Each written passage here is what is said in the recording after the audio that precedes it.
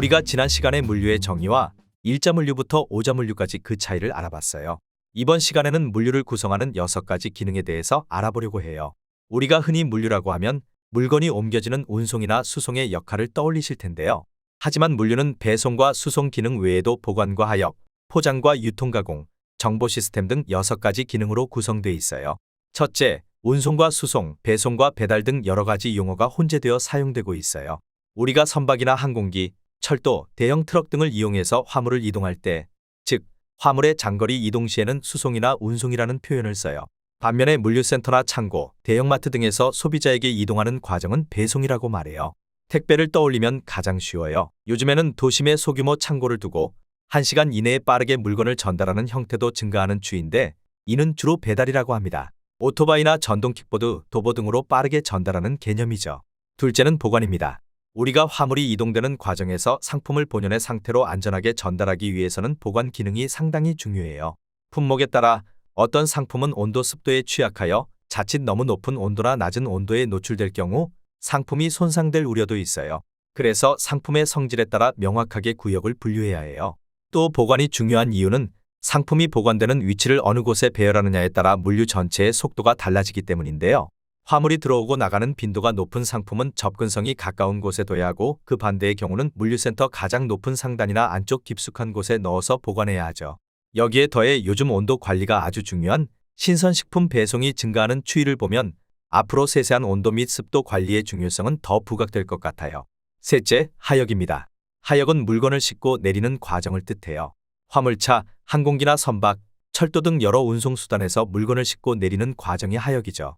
또 앞서 설명한 보관과도 연관이 있어요. 물류센터에 물건을 넣고 다시 빼는 과정도 모두 하역과 관련된 업무예요. 효율적으로 물건을 싣고 내리는 동선을 짜야 하기 때문에 보관과 하역은 밀접하게 연관이 돼 있어요.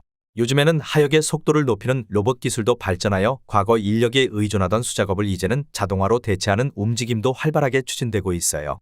특히 요즘에는 각종 디지털 기술이 보관이나 하역 과정에 접목되어 최단 경로를 제한하는 등 점차 정교하고 효율적으로 발전하는 양상입니다. 넷째, 포장의 단계인데요. 포장은 우리가 일반적으로 자주 접하는 택배 박스도 있겠지만 대량 화물이 수송되는 과정에서도 반드시 필요해요. 컨테이너에 화물을 싣기 위해서는 표준화된 팔레트 규격에 맞춰 화물을 쌓는데 최대 높이를 고려하여 적재율을 최대로 높이는 게 관건입니다. 물류비 절감과 직결되기 때문이죠. 또 쌓은 물건이 넘어지지 않도록 파손을 방지하는 랩핑 등의 과정도 필요해요. 이외에도 품목에 따라 다양한 방식의 포장이 이루어지는데, 포장이 중요한 이유는 국경과 국경을 이동하는 과정에서 급격한 온도와 습도 변화로 인해 상품이 손상될 수 있는 우려를 제거해야 하기 때문입니다. 이를테면 적도 지역을 통과하는 선박은 엄청난 온도 변화를 맞게 되는데, 컨테이너 내부에 적재된 상품 중에서 이러한 온도 변화에 취약한 고가의 전자제품이 있다면 제품 손상으로 연결될 가능성이 아주 높아요. 그래서 포장 작업을 통해 미연의 손상을 방지하는 거죠. 우리가 각 가정에서 받는 택배 박스에도 포장의 비밀이 있어요. 택배 차량에 최대한 많은 양을 넣을 수 있도록 포장의 부피를 최소화하기 위해 고민해요. 또 최근에는 과도한 택배 박스 사용으로 인한 환경오염이 대두되면서 여러 차례 쓸 수 있는 회수용 박스를 이용하는 기업도 증가하고 있어요. 쿠팡과 SSG 등이 대표적이죠. 다섯째, 유통과 가공입니다. 물류센터는 과거와 달리 물건을 단순히 보관하는 역할을 넘어 이제는 다양하게 진화하고 있어요. 물류센터에서 반찬을 만들기도 하고 농수산물을 소량으로 소분해 포장하는 작업도 해요. 빵을 굽는 물류센터도 있고요. 그래서 이제는 다목적 복합센터의 역할로 진화하는 상황이에요. 요즘에는 의류 등 특정 상품에 특화된 물류센터도 증가해 상품의 품질을 점검하고 수선 등의 기능까지 완비한 형태로 발전하는 모습입니다. 여섯째, 마지막은 바로 정보 시스템인데요. 지금까지 물류는 앞서 5대 기능이 주요했다면 최근에는 정보 시스템을 이용해 물류의 가시적 흐름을 더욱 정확하게 파악하고 관리하는 영역이 중요하게 부각되고 있어요.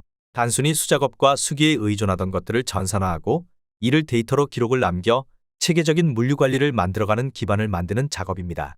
인공지능 알파고가 바둑 기보를 학습하여 자기 진화를 거듭하는 것처럼 결국 누적된 데이터가 더 나은 방향성을 제시하고 물류의 최적화와 효율화를 이끌어내는 기반이 될 것으로 생각됩니다.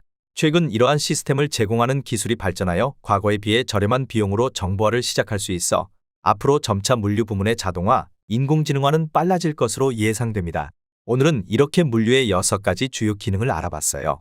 다음 시간에도 유익한 정보로 다시 만나요.